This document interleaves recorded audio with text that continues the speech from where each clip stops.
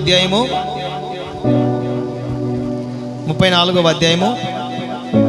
3వ వాక్యం.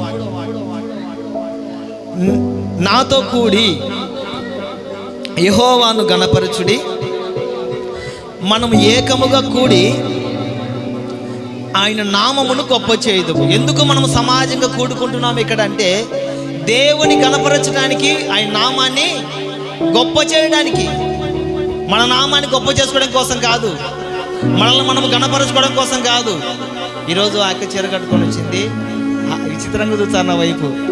చీర అంటే చాలు, ప్రైజ్ ది లార్డ్ అంటే ఎగ్జాంపుల్ చెప్తున్నా. మందిరానికి ఈరోజు ఒక అక్కగారు చీర కట్టుకొని వచ్చారు, 10,000 అంట. 10,000 అని గొప్పలు చెప్పుకోవడం కోసం కాదు దేవుని మందిరానికి వచ్చేది.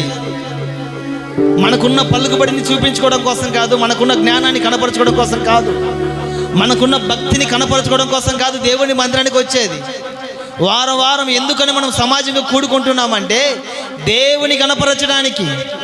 Praise the lord. ఆయన నామాన్ని గొప్ప చేయడానికి మన సమాజంగా కూడుకోవాలి.